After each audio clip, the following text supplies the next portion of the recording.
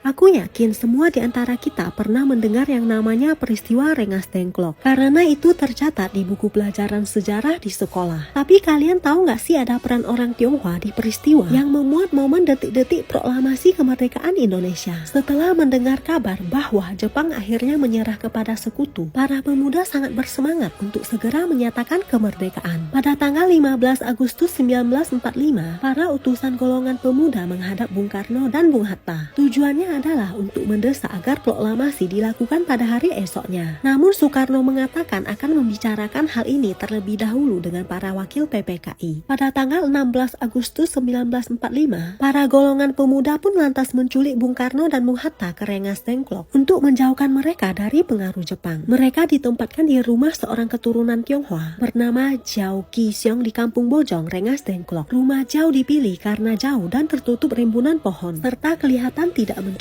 Di rumah ini pula naskah proklamasi kemerdekaan dipersiapkan dan ditulis. Keesokan harinya, tepat pada 17 Agustus 1945, Soekarno dan Hatta membacakan teks proklamasi kemerdekaan Indonesia di Jakarta. Jiao Qisiong adalah seorang Tionghoa Hakka yang bekerja sebagai petani. Ia merelakan rumahnya ditempati para tokoh pergerakan yang kelak menjadi bapak bangsa. Hingga kini rumahnya masih dihuni oleh keturunannya. Meski tampak sederhana, ternyata rumah itu sudah berusia 103 tahun. Sekitar 95% bangunan masih asli. Jiao Qisiong sendiri merupakan salah satu sosok yang sering terlupakan dalam ingatan sejarah kemerdekaan Indonesia. Namanya tidak pernah tertulis di dalam buku sejarah.